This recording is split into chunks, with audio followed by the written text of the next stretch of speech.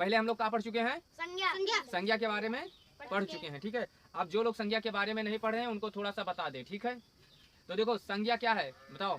किसी व्यक्ति वस्तु अथवा स्थान के नाम को क्या कहते हैं? संज्ञा कहते हैं। कहने का मतलब यह है बंधुओं, देखो विनय, कि दुनिया में जितनी चीज है, कोई एक चीज ऐसी बताओ जिसका नाम ना हो, जिसका नाम ना हो। बिना नाम की कोई चीज बताओ। कोई दुनिया में ऐसी चीज है जिसका नाम ना हो? दुनिया में जितनी चीजें हम लोग जानते हैं उनका कुछ ना कुछ नाम है, और उसी नाम को हम क्या कहते हैं? संज्ञा। कहने का मतलब बस इतना है कि दुनिया में जितनी चीजें हैं उनका कोई ना कोई नाम है, उसी को हम संज्ञा कहते हैं। संज्ञा इसलिए कहते हैं कि देखो, अच्छा नाम क्यों होता है? अगर किसी चीज का नाम ना रखो तो समझ नहीं पाओगे। अगर इनका नाम विनय ना होता तो अभी हम कहते कि शाम को वो आएंगे पढ़ने। अब वो मतलब हम किसकी बात कर रहे हैं? किसकी बात कर रहे हैं? वो कि बहुत सारे लोग हैं, इसलिए इनका नाम विनय है। जब हम कहेंगे कि विनय आएंगे शाम को पढ़ने तो क्या होगा? बात कंफर्म हो जाएगी कि हम विनय की बात कर रहे हैं, ठीक है। तो विनय क्या हो गए? संज्ञा हो गई। विनय क्या हो गया? मतलब नाम जो होता है उसी को संज्ञा कहते हैं, ठीक है। क्या होता है? संज्ञा। अच्छा, ये सर्वनाम हम पढ़ेंगे कि कुछ चीजें ऐसी हैं जिनका कोई नाम है, जैसे वो नहीं आएंगे, वो नहीं आएंगे। अब वो नहीं आएंगे, किसी की बात तो हो रही है।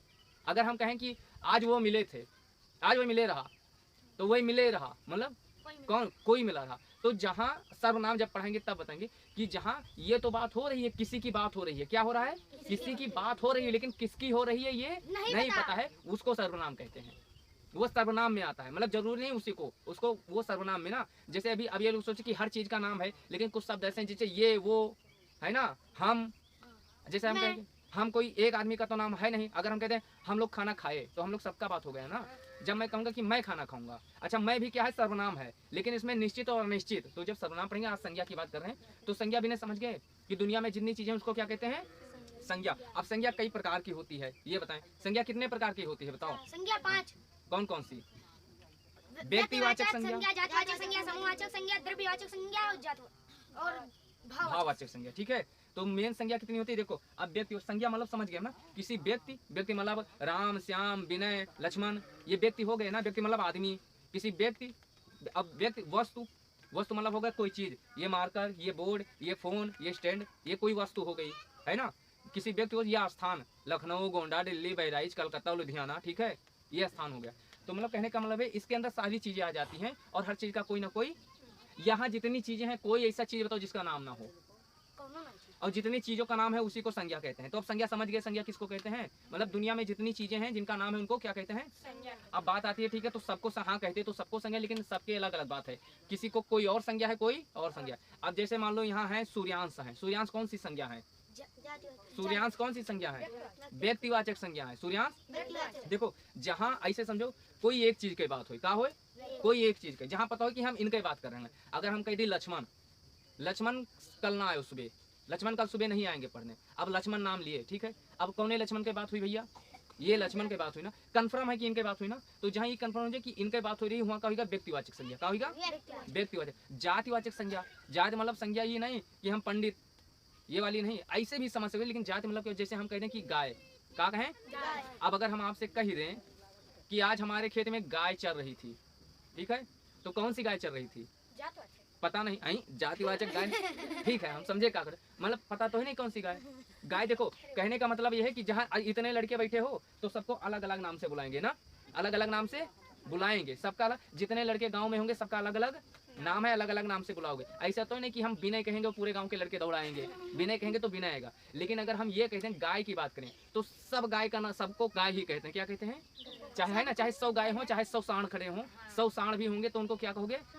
चाहे करिया वाला सांड मिली तो सांड काबो, लंगड़का मिली तो का काबो, और उनके फेरे वाला मिली तो का काबो, सांड काबो, मर काबो मिली तो का काबो, सुद्धा मिली तो का काबो, सांड काबो ना। गाय मिली, दुधारू गाय मिली तो का काबो, करिया गाय मिली तो का काबो, बड़ी गाय मिली तो का काबो, जर्सी वाली मिली तो का काबो।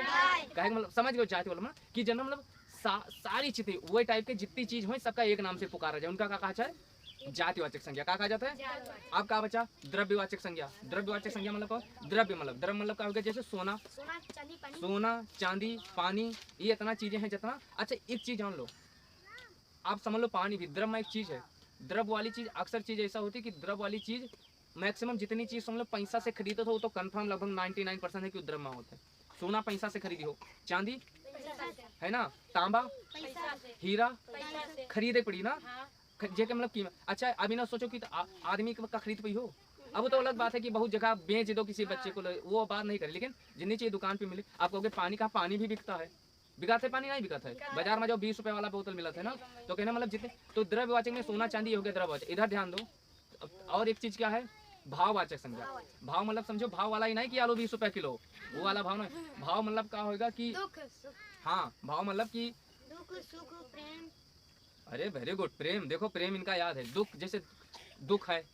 अब एक चीज बताओ, जो चीज सिर्फ क्या कहते हैं कि महसूस हो सके, क्या हो, महसूस हो सके, या समझ लो कि उसको प्रकट तो कर सकते हो, प्रकट मतलब कि ऐसे बिना देखे। अब जैसे दुख है, प्रेम है, भाव है, ठीक है, एक क्या होता है अंदरूनी मामला है। मतलब अगर हम किसी से कह दें कि हम बहुत सुखी हैं, क्या कहें, तो गारंटी नहीं है कि हम सुखी हैं, है कि नहीं, गारंटी वो के भाव ऐसे। तो जैसे दुख हुआ, सुख हुआ, प्रेम हुआ, जब हम लोग मतलब संज्ञा पढ़ाए थे हिंदी तो बहुत अच्छे से, आप शॉर्टकट में समझ लो, तो क्या कहते हैं उनका फिर भाववाचक संज्ञा। एक और का बचा समूहवाचक संज्ञा, क्या है, समूहवाचक संज्ञा मतलब ये हुआ, मेला सेना, अरे उदाहरण डायरेक्ट ना बताओ, मेला सेना, खाली मेला सेना उदाहरण रटे हो और बाकी चीज आएगा। देखो समूहवाचक संज्ञा पहले समझो का, समूहवाचक संज्ञा ये है, वंश बताओ समूहवाचक संज्ञा क्या है, तो भाई कनपटा खा जाओ।